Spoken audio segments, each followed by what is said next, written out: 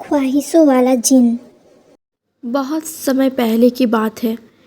सुल्तान नाम का एक लड़का रहता था जिसने अपना बचपन जगह जगह घूमकर बिताया था।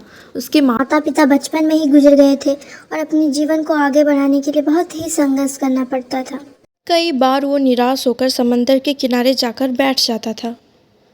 एक बार वो समंदर किनारे बैठे बैठे सोच रहा था, काश कोई चमत्कार हो जाता, मेरी ज़िंदगी का सारा तकलीफ़ दूर हो जाता।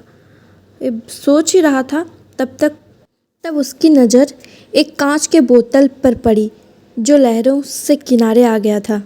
उसने बोतल का ढक्कन जैसे ही खोला, उस पे से एक जिन बाहर आ गया। वो बहुत ही घबरा गया और रेत पर गिर गया। तभी जिन ने कहा, हुक्म कीजिए आका, मैं आपके लिए क्या कर सकता हूँ। मैं आपकी कोई भी 3 ख्वाहिश पूरी करूँगा। बहुत सोचने के बाद वह कहता है, मुझे एक ऐसा सुंदर घर दीजिए जिसमें कभी किसी चीज़ की कमी ना हो। और जिन तुरंत उसकी ख्वाहिश पूरा कर देता है और देखते ही देखते सामने एक सुंदर घर बन जाता है। अब जिन उसे दूसरी ख्वाहिश मांगने के लिए कहता है। इस पर सुल्तान एक दिन का वक्त मांगता है। वो कहता है, आज से कोई भी बच्चा भूखा ना सोए। जिन उसकी वो ख्वाहिश भी पूरी कर देता है।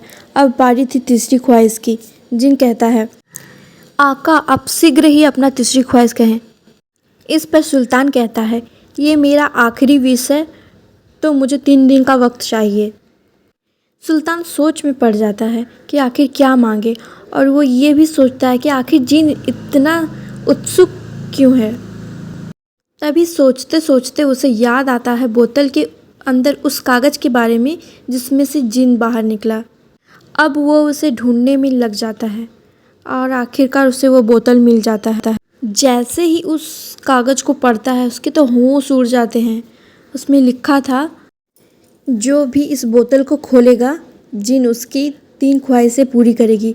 और जैसे ही उसकी तीसरी ख्वाहिश पूरी होती है, वो इस बोतल में हमेशा के लिए कैद हो जाएगा और लोगों पर जिन का राज होगा। यह सुनकर सुल्तान के पैरों तले ज़मीन खिसक जाती है। वो बैठकर सोचने लगता है और फिर वो अपना आखिरी विश मांगता है, जब तक मैं जीवित हूँ तुम मेरा गुलाम बनकर रहोगे, और मेरी मृत्यु के पश्चात तुम वापस उस बोतल में कैद हो जाओगे। उसके बाद जिन हमेशा के लिए बोतल में कैद हो जाता है।